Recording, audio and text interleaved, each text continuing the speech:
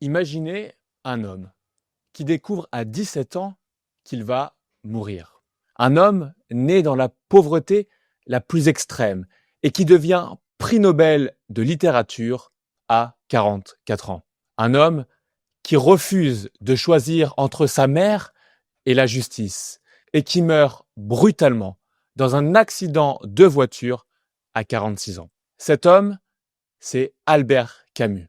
Et aujourd'hui, je vais vous raconter l'histoire d'un des plus grands écrivains français du XXe siècle. Un philosophe qui a vécu ce qu'il a écrit.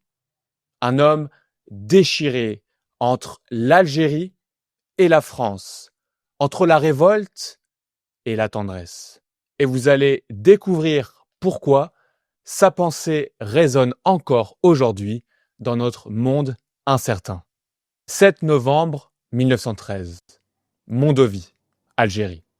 Un petit village près de la mer. Albert Camus naît dans une famille très pauvre. Son père, Lucien, est ouvrier agricole. Sa mère, Catherine, est femme de ménage. Ils vivent dans la misère. Ils n'ont presque rien. Ils survivent difficilement chaque jour. Mais un an plus tard, c'est le drame. La Première Guerre mondiale éclate. Le père part au front. Il est blessé pendant la bataille de la Marne et il meurt en octobre 1914. Albert n'a même pas 1 an. Il ne connaîtra jamais son père. Sa mère, Catherine, se retrouve seule avec 2 enfants. Elle retourne vivre chez sa grand-mère dans le quartier pauvre de Bellecour, à Alger, en Algérie. L'appartement est minuscule. Il s'entasse à plusieurs. Catherine travaille jour et nuit comme femme de ménage pour nourrir ses enfants. Mais voilà ce qui est extraordinaire. Malgré cette pauvreté, malgré cette misère, Albert est heureux. Il se souvient de la lumière aveuglante du soleil algérien, des bains dans la mer, des jeux avec ses amis dans les rues poussiéreuses, des bras de sa mère qui l'enserrent tendrement quand il rentre de l'école. Camus écrira plus tard dans ses carnets « J'ai commencé par la plénitude ». D'ailleurs, plénitude, c'est un mot magnifique en français. C'est le sentiment d'être rempli, d'être profondément satisfait, complet. Pas besoin de plus. Et cette double expérience, la misère et la plénitude, la pauvreté et le bonheur, va forger toute sa philosophie, toute sa vie. Camus sera déchiré entre ces deux forces. Et puis, à l'école, il y a une rencontre qui change absolument tout. D'ailleurs, si vous voulez aller plus loin dans votre apprentissage, j'ai créé un guide gratuit autour de Camus. J'ai réuni 10 citations essentielles que j'ai ensuite expliquées en français simple avec tout le vocabulaire pour comprendre sans difficulté. C'est un excellent moyen d'améliorer votre compréhension, d'enrichir votre vocabulaire et de découvrir la pensée d'un des écrivains français les plus connus de son époque. Le lien est juste en dessous de la vidéo, c'est totalement gratuit, ou alors dans la description de la plateforme où tu écoutes ton podcast. Revenons-en à Albert. Albert a un instituteur à l'école communale qui s'appelle Louis Germain, et cet homme va devenir comme un père pour lui. Un jour, Louis Germain voit quelque chose de spécial en Albert. Il voit son intelligence, sa soif d'apprendre. Il prend donc une décision. Il va chez la grand-mère et il la convainc de laisser Albert passer le concours des bourses. C'est l'examen qui permet aux enfants pauvres d'aller au lycée gratuitement. Albert travaille très très dur, Louis Germain lui donne des cours supplémentaires totalement gratuitement et Albert réussit. Il entre au lycée. Il faut vraiment prendre conscience de cela, mais à l'époque, c'est un miracle. Un enfant de femme de ménage qui entre dans un lycée, dans un monde qui devrait lui être fermé, c'est incroyable. Et 44 ans plus tard, en 1957, quand Albert Camus monte sur la scène à Stockholm pour recevoir le prix Nobel de littérature devant les rois et les ministres, devinez qui il remercie en premier dans son discours? Louis Germain, bien sûr, son instituteur. Il lui écrira même une lettre magnifique dans laquelle il dit « Sans vous, rien de tout cela ne serait arrivé. » Mais à 17 ans, nouveau coup de destin. Albert découvre qu'il est atteint de tuberculose, une maladie grave des poumons. Et à l'époque, dans les années 1930, beaucoup de gens en mouraient. Il n'y a pas encore d'antibiotiques.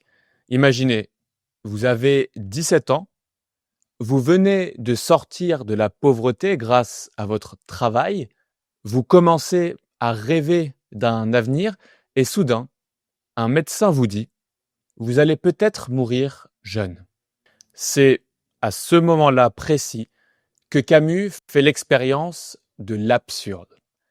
L'absurde, c'est un mot qui vient du latin absurdum, qui signifie ce qui est discordant, ce qui n'a pas de sens.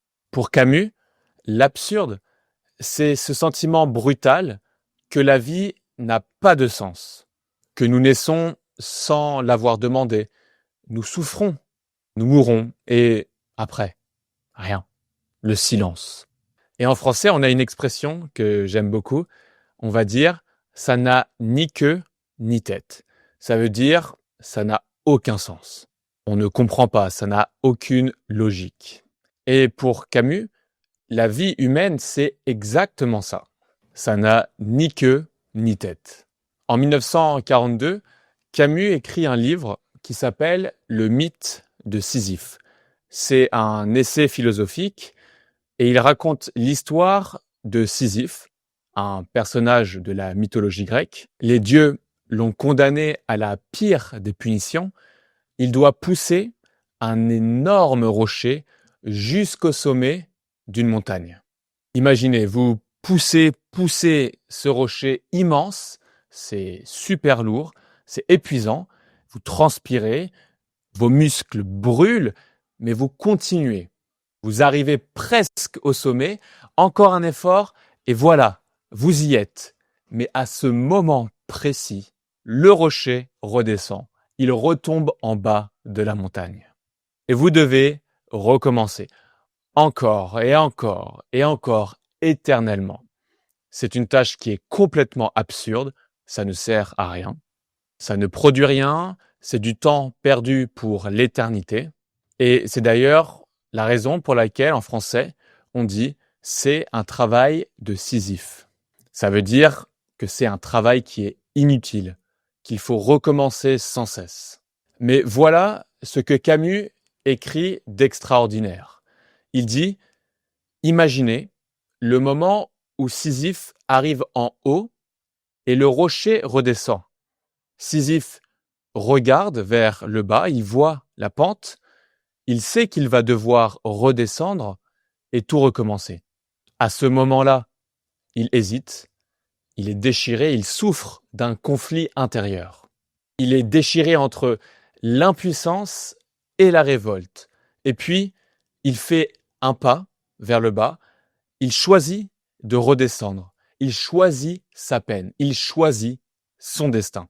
Et à ce moment précis, au cœur même de sa détresse, il découvre une joie profonde et silencieuse. Et Camus écrit cette phrase magnifique qui va devenir célèbre dans le monde entier. Il faut imaginer Sisyphe heureux.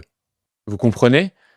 Il dit même si la vie n'a pas de sens, même si tout est absurde, on peut choisir de vivre, on peut choisir d'être heureux. Et ce n'est pas de l'optimisme naïf, c'est une révolte. C'est dire, ok, d'accord, la vie n'a pas de sens, mais je choisis quand même de l'aimer. En 1940, la France est occupée par les nazis. Camus est à Paris. Il est séparé de sa femme Francine, qui est restée en Algérie. Ils ne peuvent plus communiquer et Camus prend une décision. Il entre dans la résistance. Il devient journaliste pour un journal clandestin qui s'appelle Combat. C'est un journal secret qui combat l'occupation nazie. C'est extrêmement dangereux. S'il est découvert par la Gestapo, il sera torturé et tué. Mais pour Camus, se révolter, c'est essentiel. Il écrit alors une phrase qui va devenir célèbre. « Je me révolte, donc nous sommes ». C'est une référence directe au philosophe Descartes qui a écrit à son époque « Je pense, donc je suis ». Mais Camus transforme complètement le sens. Pour lui, ce n'est pas la pensée qui nous rend humains, c'est bien la révolte.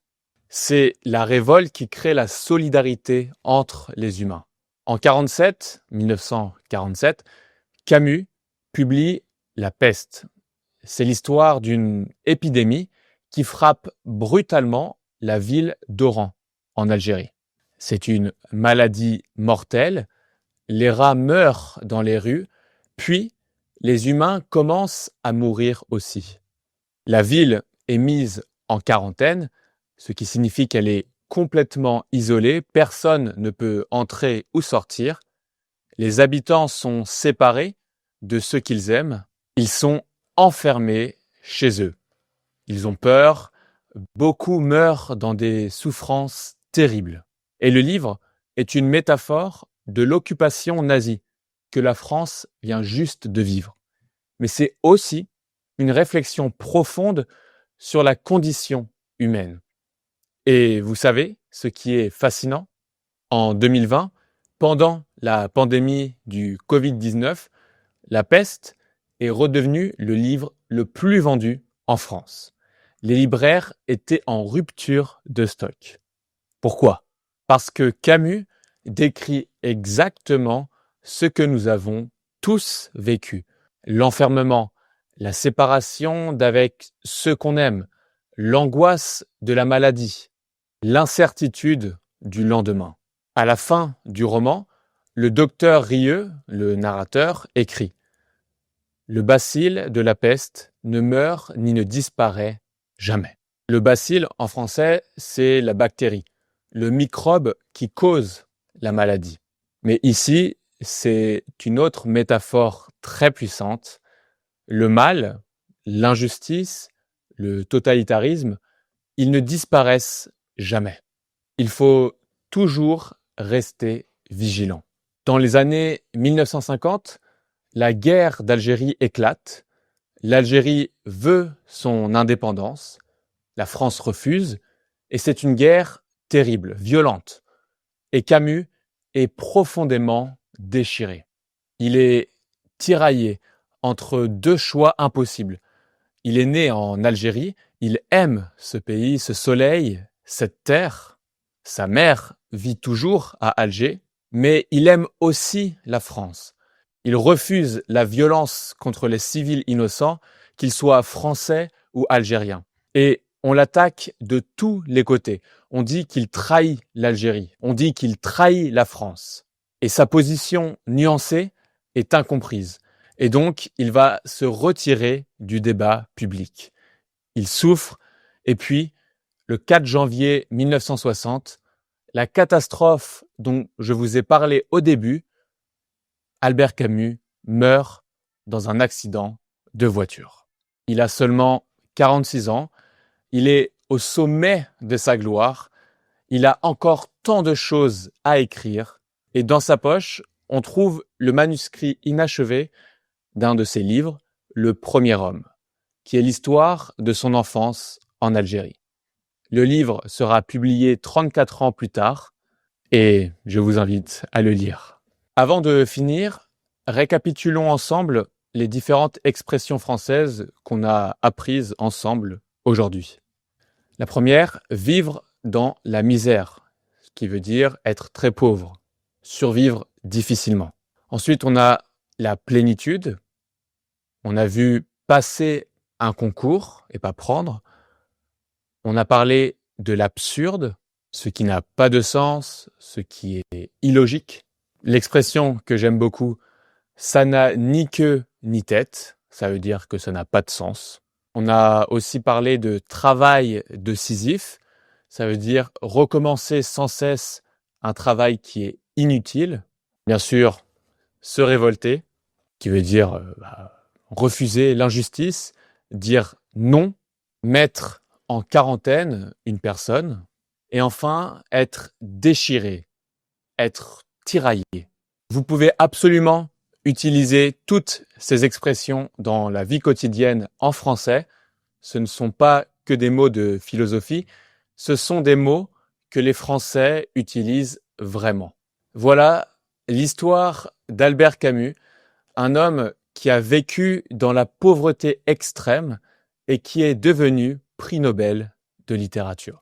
Un homme qui a découvert à 17 ans qu'il allait peut-être mourir. Un homme qui a connu la guerre, la maladie, le déchirement. Un homme qui a écrit sur l'absurde, sur la révolte et sur la justice. Mais surtout, un homme qui a choisi la vie. Qui a dit, ok, d'accord, la vie n'a peut-être pas de sens, mais je la choisis quand même. Je choisis d'aimer le soleil, la mer, les êtres humains. Je choisis d'être heureux malgré tout.